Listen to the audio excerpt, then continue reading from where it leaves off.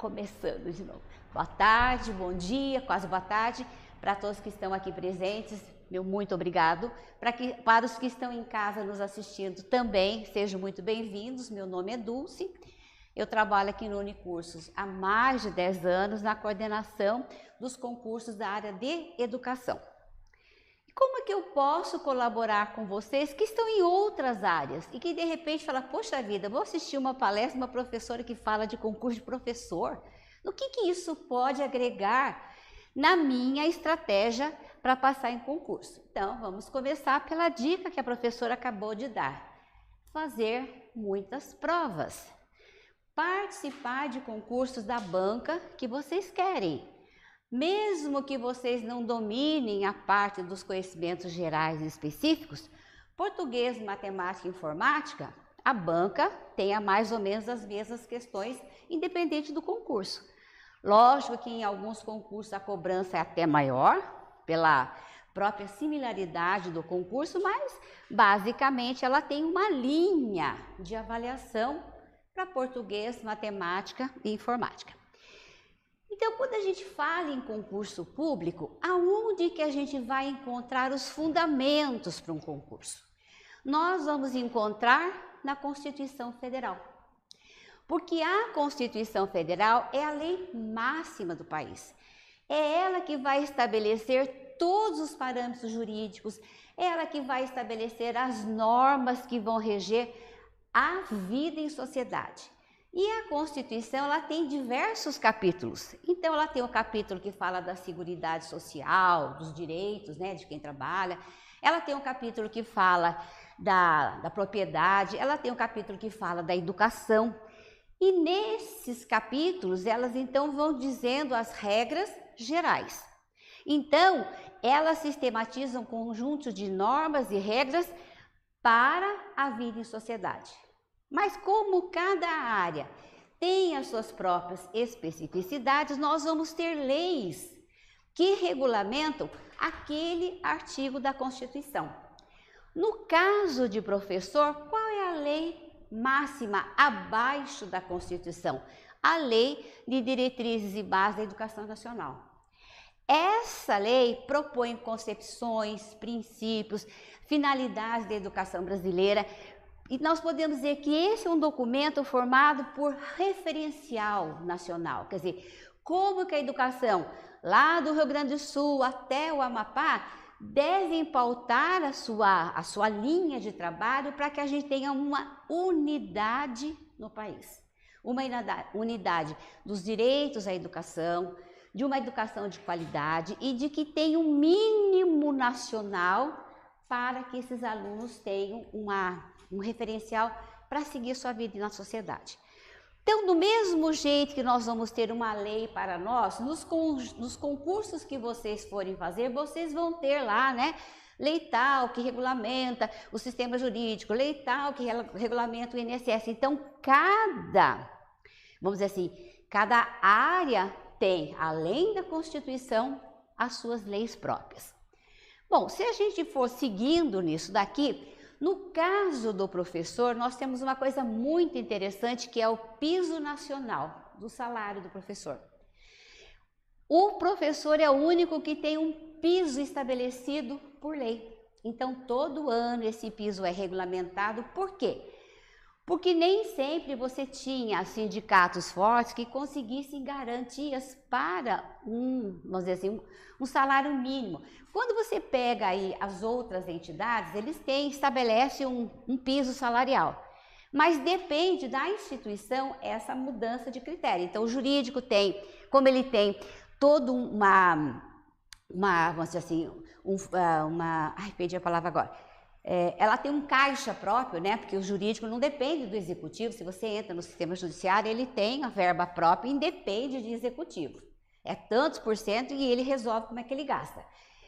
Mas cada estado tem o seu próprio piso salarial. No caso da educação, para a escola pública, ninguém pode receber menos que R$ 4.580,57 por uma jornada de 40 horas. O que garantiu isso? Um mínimo em todo o território nacional, porque a gente tinha estados que estavam pagando menos que o salário mínimo para o professor. Então, vocês vejam bem, isso é uma conquista da sociedade. Nós temos uma lei federal que estabeleceu um piso para o professor. Bom, quando a gente fala em cargo, aí a gente serve para vocês também de outros concursos, como é que eu assumo um cargo público? O cargo público é acessado através de um concurso de provas e títulos. Prova é aquilo que vocês vão fazer no dia. Então, se você senta lá, tem o seu caderno de questões e tem lá português, matemática, informática, legislação e tudo mais. E o que são os títulos? Muitos concursos, eles levam em consideração a sua formação além da formação inicial. Então, eu vou preparar para um concurso, eu sou formada, ele exige apenas, por exemplo, nível superior. Nós temos muito concurso no jurídico que só exige nível superior, não na área de direito. Mas eu posso ter uma especialização em direito, eu posso ter uma especialização em direito comercial. Então, muitas bancas, além da nota da prova, nós também temos a somatória dos títulos que vocês têm dentro da área. E isso que faz com que vocês subam na classificação. Então, quando a pessoa está querendo uma área, é interessante fazer cursos de especialização na área que você se propõe. Querem correr para a carreira jurídica? Faz algumas especializações. Um curso de especialização, para ser aceito por lei, tem que ter no mínimo 360 horas. Hoje faz tudo pela internet, é tudo muito fácil. Então, nesse ingresso para cargo, o que ele garante? Está lá na Constituição, isonomia na participação. Então, você que está em São José tem o mesmo direito e vai fazer a mesma prova que uma pessoa que mora em Mato Grosso, mas quer fazer uma prova em São José. Então, ela garante que qualquer cidadão brasileiro possa concorrer a um cargo em igualdade de condições. Onde é que está isso? Na Constituição Federal. No nosso caso de professor, também está na LDB, quando ela fala que o acesso aos cargos serão por provas e títulos. Bom, então vocês estão vendo que está dando para a gente usar as mesmas indicações do concurso de professor para outra área. Travou? Aqui. No caso aqui de professor, eu fiz um levantamento dos últimos concursos para a gente ter uma previsão de quando nós podemos ter provas. Então, no caso daqui de São José dos Campos, o último concurso o edital foi em 2023 e o resultado final, quer dizer, publicou, homologou a validade da classificação no dia 19 de abril. O que fala a legislação de São José? Os concursos qualquer área de São José, pode ser na prefeitura, pode ser para outros cargos que não sejam de professor, vale 1 ano, podendo ser prorrogado por mais 1 ano. Então, cada área tem uma validade de concurso diferente. Quando que começa a contar? Quando publica a homologação no Diário Oficial. Então, no caso São José, ele vale agora até 18 de maio de 2025 e a partir do dia 18 de maio o prefeito pode prorrogar por mais 1 ano.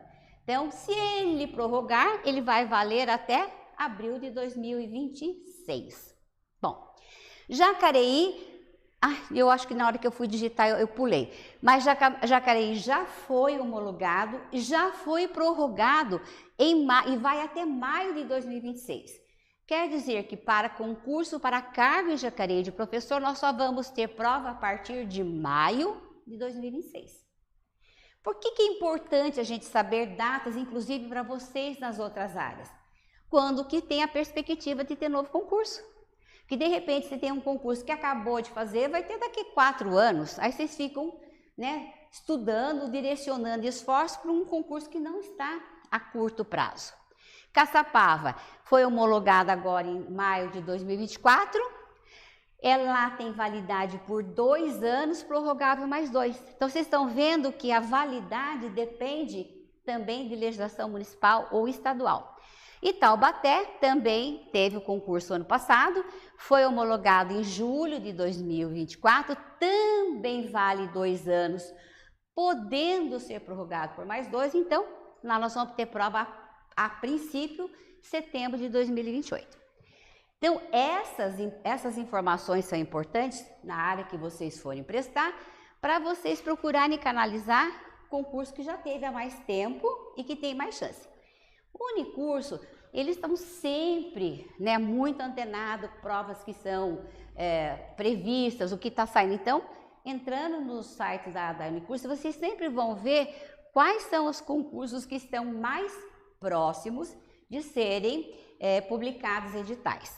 Bom, quando a gente fala também a respeito de... Vamos ver se vai. Ele não está querendo ir? Aqui. Todo concurso, gente, tem uma legislação básica que serve para vários concursos. No caso, eu vou dar o exemplo daqui da legislação da educação. Mas vocês que forem prestar os concursos da área jurídica, vão ter 4 ou 5 legislações que caem em todo concurso. Então, é aquela que vocês podem já ir focando, independente de publicar o edital. Vocês vão perguntar para mim, mas professora Dulce, como é que eu sei o que cai? Normalmente, a gente pega uma ou dois editais dessa banca, os últimos, e vamos vendo o que é que está sendo proposto nos concursos. Então, no caso da educação, cai toda vez, Constituição Federal. Por quê? Porque é a Constituição que vai reger, né, os direitos civis das pessoas. Cai o ECA, o Estatuto da Criança e do Adolescente. Por quê? Porque ela também vai trabalhar os direitos, né, dos adolescentes. Cai a Lei de Diretrizes e Bases. Essa lei, gente, é uma lei que ela foi feita, a primeira lei de diretrizes, ela substitui uma lei de 71. E ela ficou 20 anos tentando modernizar, e em 96 foi publicada essa nova LDB. Mas uma coisa vocês precisam estar muito claros: lei sofre alterações todo ano. Então, se vocês estão estudando para um concurso, não adianta pegar prova de legislação de 4, 5 anos atrás. Vocês correm o risco de estudar por uma questão que já mudou o texto. Então, o que pode acontecer em qualquer lei? Até na Constituição Federal. A Constituição é mais difícil de mudar porque ela precisa de 2/3 do Congresso. Toda vez que você vai fazer uma alteração no texto constitucional, ela dá mais trabalho. Mas uma lei estadual, ela pode sofrer várias alterações. Mesma coisa do município. Para vocês terem uma ideia, o ano passado a LDB teve mais 2 alterações. Então, a cada ano é 2, 3, que normalmente são as que caem no concurso, né? Que eles cobram as atualizações da lei. Nós temos também aqui a lei federal que regulamenta o Fundo Nacional de Manutenção que é o Fundeb. Essa lei ela é importante porque ela estabelece quanto a União tem que destinar para a educação. Aí nós temos também a Base Nacional Comum Curricular, que é aquele caderno de orientações de português, matemática, história, geografia, ciências. Tem também da educação infantil, do ensino fundamental e médio. Então, nessa base nacional, olha aqui, Base Nacional Comum Curricular, o que toda escola tem que trabalhar em todo o território nacional. Então, ela está ali. Olha, o primeiro ano é isso, o segundo ano é aquilo. A metodologia é livre, mas o conteúdo precisa ser desenvolvido. E assim vai, né? As diretrizes curriculares, as diretrizes para o ensino fundamental e as diretrizes para o ensino e o currículo paulista. Bom, então isso vocês têm que pensar nos outros concursos. O que é que cai em vários concursos que eu vou priorizar estudar para eu ganhar tempo na hora que publicar o edital? Bom, normalmente, como é que as bancas distribuem as questões na prova? Isso é interessante para vocês também, dependendo do concurso que vocês querem fazer. Então, vocês peguem o edital, olha, do TJ. Aqui é o caso da distribuição das provas de professor. Então, vamos pegar lá, VUNESP. Ela põe 6 questões de língua portuguesa, 6 questões de matemática, em média, porque tem município que pede um pouquinho mais. 6 questões de informática, 44 questões de conhecimentos gerais específicos. Nesses conhecimentos gerais entra a legislação e textos e autores. Em média, os concursos de professores estão com uma bibliografia de 70 itens entre legislação e autores. Então, vocês vejam, é muita coisa. E eu imagino do INSS, entendeu? O que tem de lei, de decreto, não é brincadeira. Então, por que é importante saber isso? Porque, como disse a professora, vejam bem, se você tem uma prova de 60 questões, se você for bem em português, matemática e informática, um terço da prova você já se garante. E isso você estuda para qualquer concurso. Então, quando se fala de fazer o curso básico, que é português e matemática, por que ele é importante? Porque a gente já saiu da escola há muito tempo, né? Se perde, muita coisa a gente está no automático, mas na hora da prova, as questões são muito parecidas. Então, quando você tem uma boa base de português e de matemática, o que você consegue? Você consegue um gancho de vantagem em relação ao outro colega seu que está só se debruçando sobre a legislação. Então, no caso da FGV, também ela é mais ou menos a mesma coisa da VUNESP, 6, 6, 6, 40 ou 44. A Publiconsult, que dificilmente pega banca de concurso jurídico, mas pode acontecer, você vê, ela tem 8 e 8 português e matemática, 4 informática, mas ela tem menos questões de legislação, mas elas valem 2 pontos cada uma, ela tem peso dobrado. Então, são questões grandes que você tem que ler bastante. Quanto à prova, por que a gente não consegue guardar o enunciado e quando chega nas questões a gente se perde? Porque perdemos o hábito de ler. Então, não se passa no concurso público quem não lê bastante fora da escola. Então, fala, professor, eu não tenho tempo para ler, porque eu tenho criança, eu tenho casa, eu trabalho. Tem que arranjar um tempo. Meia hora por dia, começa lendo um livro, um romance. Não precisa começar a estudar por legislação, começa a ler. Leu, acabou de ler, vai dormir? Pega um caderno lá, bota lá uma frase do que vocês lembram, do que vocês leram. Porque nós temos que treinar o cérebro para uma leitura mais rápida. E se a gente não começar esse hábito de retomar a leitura, quando chega na questão da prova, é uma página inteira, um enunciado que pega metade da folha e 5 alternativas gigantes, quando você estiver na terceira alternativa, você não lembra mais o que foi pedido. Então, ler é fundamental para quem quer passar em concurso público. Retomar o hábito da leitura. Retomar o hábito de fazer anotações durante a leitura. Quando você for ler o enunciado da prova, então tem lá, começou, você vai marcando os verbos, né? O que ele está pedindo, quais são as palavras-chave daquela questão. Porque quando você for na alternativa, você volta lá, está lá rodeladinho. Criança de 3 a 5 anos, idade, você tem, quando você olha para a questão, você já identificou as partes importantes do enunciado. O enunciado, gente, é aquele texto gigante que acompanha a questão.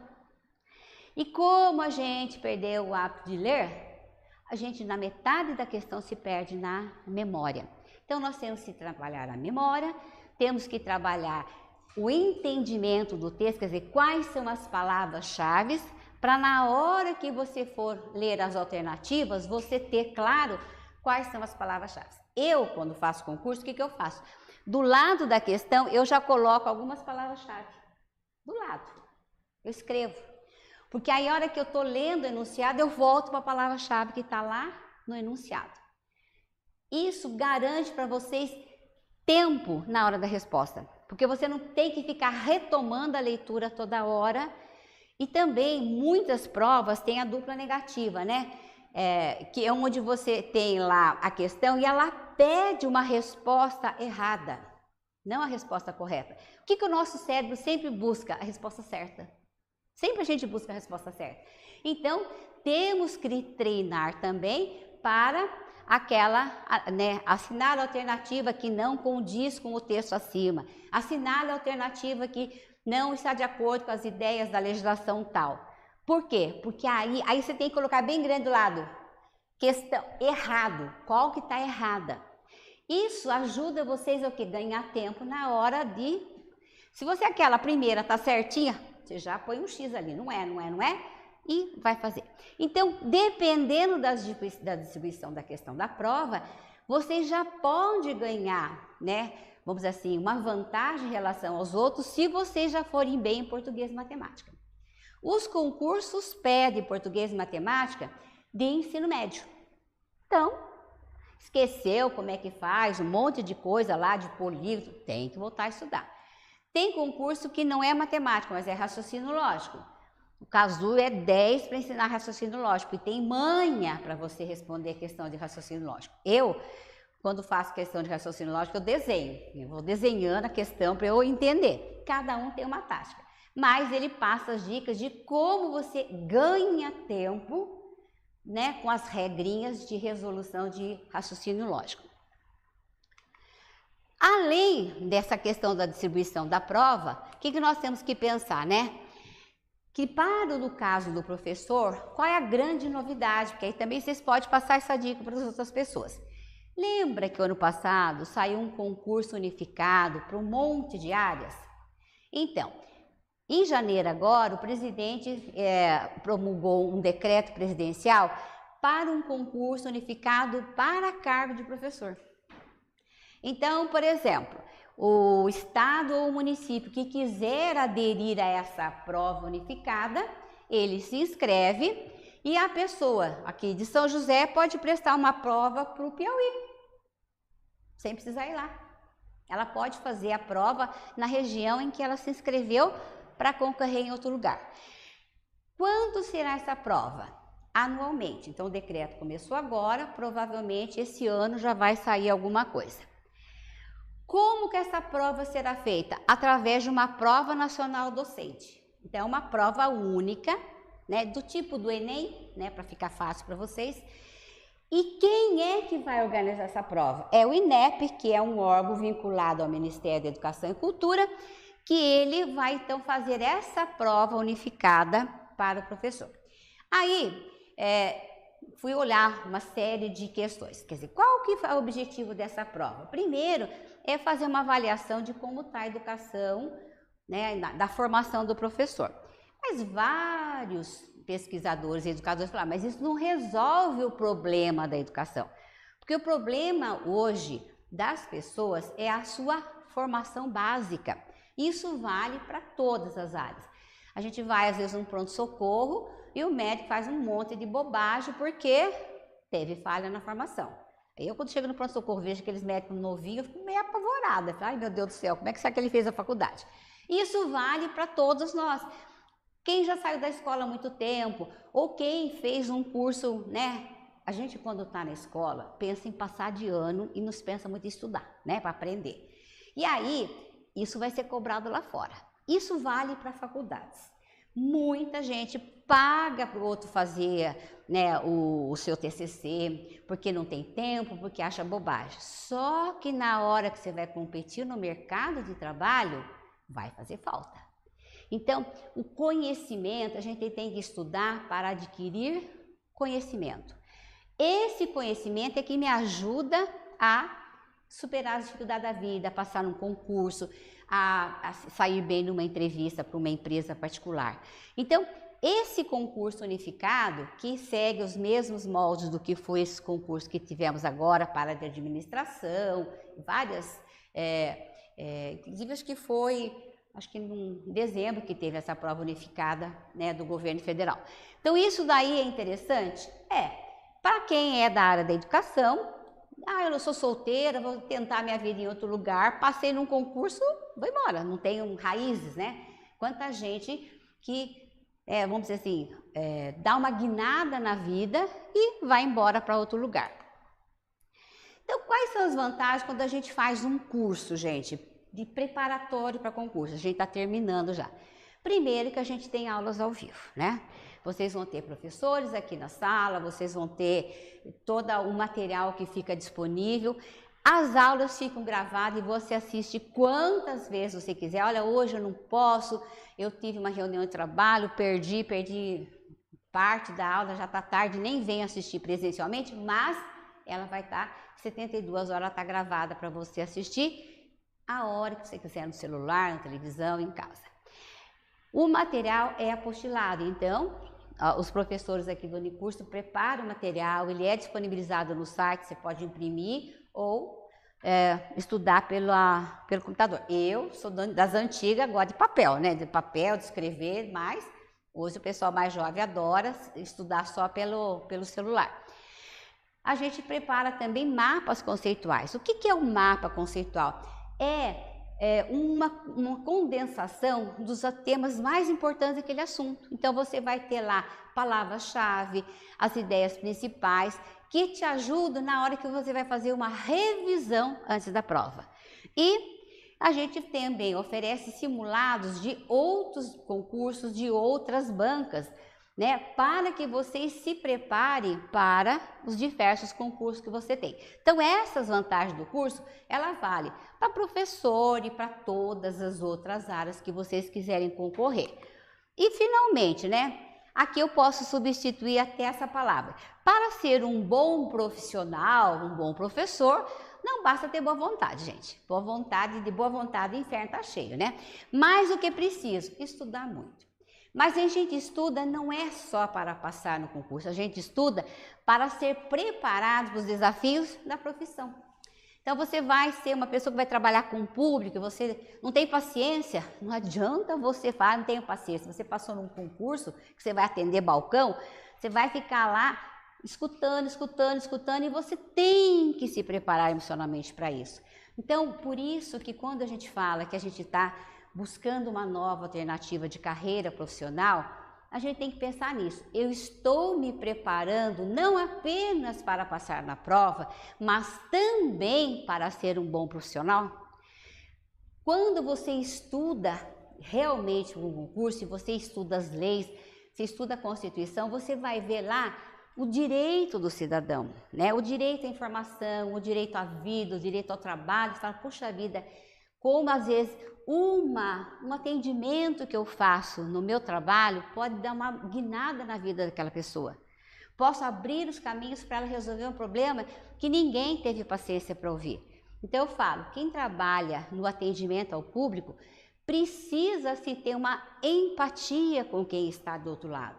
Vocês imaginam, você chega para pegar uma informação e o que está do outro lado de lá dá assim, eu tive uma funcionária que fez isso, vou contar para vocês. Eu fui diretora de escola por 20 anos e supervisora mais 10. Trabalhei 35 anos antes de aposentar. Sou bem velhinha, sabe, gente? Durmo no formal, mas eu trabalhei 35 anos.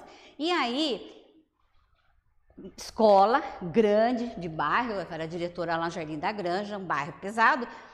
E aí, uma mãe chegou no balcão e perguntou para a funcionária lá, quanto que é o negócio da matrícula, não sei o que, finalzinho de ano. Ela falou assim, tá ali. Quando eu vi ela falar, tá ali, eu levantei e falei assim, escuta aqui, que história é essa de tá ali? Tá ali lá no quadro. Falei, mas se ela veio perguntar, é porque ela não entendeu. E mesmo que ela tenha entendido, você está aqui para tirar dúvidas.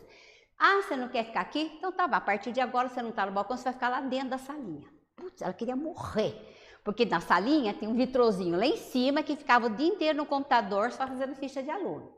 Ela ficou 6 meses na salinha. Aí ela falou assim para mim, dona Dulce, eu posso voltar para o balcão? Eu falei, depende. Você está pronta para atender as mães?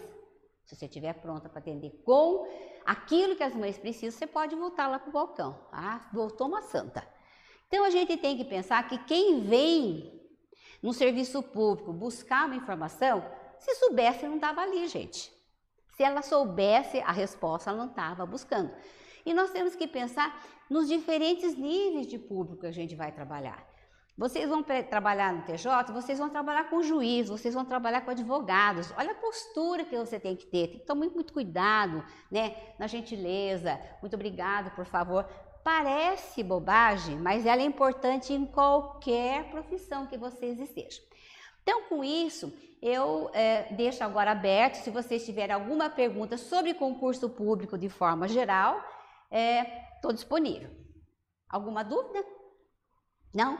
Então eu agradeço a atenção de vocês, desejo uma ótima escolha profissional, que vocês pensem nisso, da importância de você ir se preparando. Você veja, nós temos um concurso, só vai ser em 2026, 2027, mas um ano para preparar para o concurso é muito pouco, gente, é quase nada.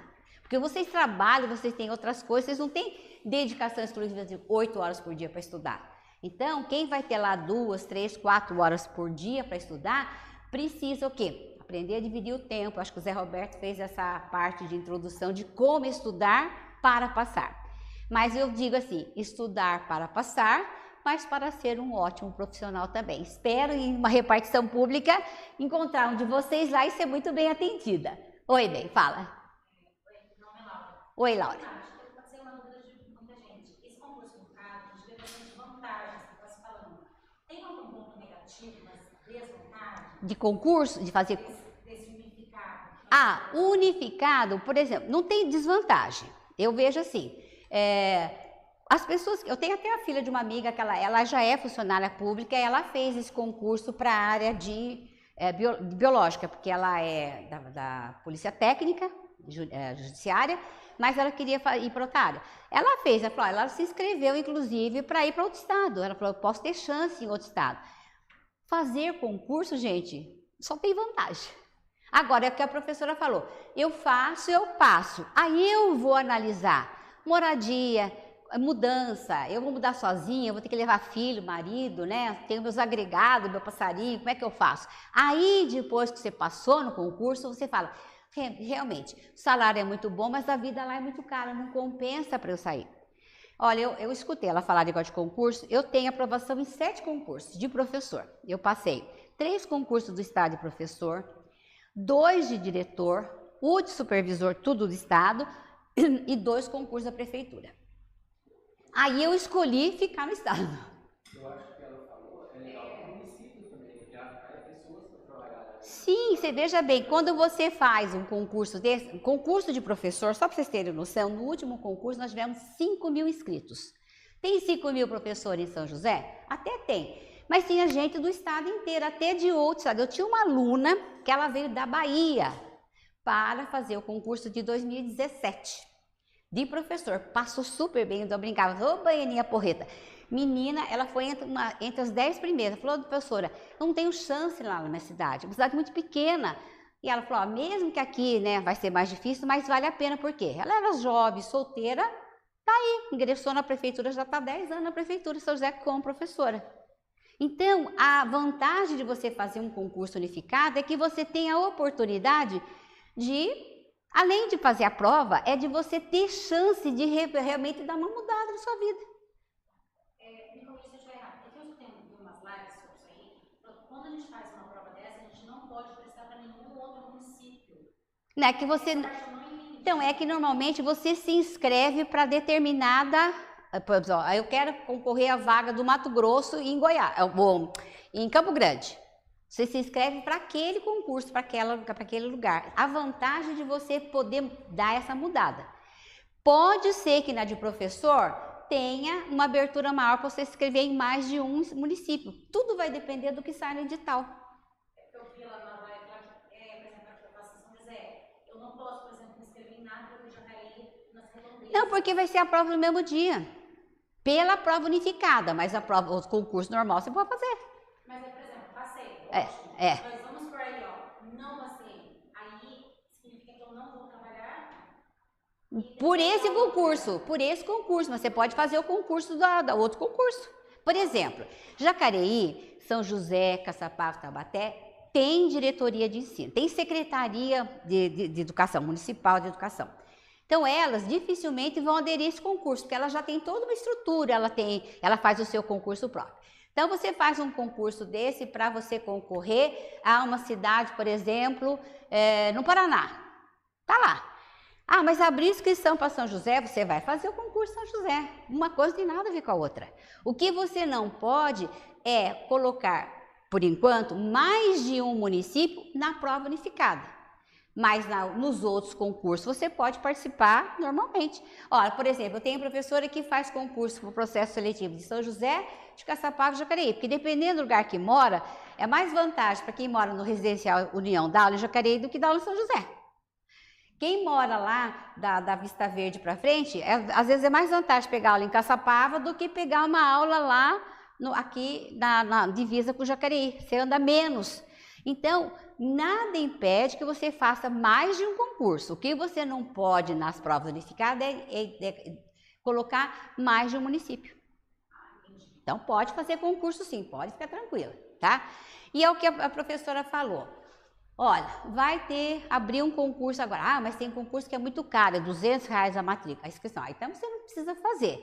Mas você entra nos sites da banca, as provas ficam disponíveis depois, gente. O que você faz se você não pode gastar para fazer a prova, o concurso, porque é muito caro, tem despesa de viagem?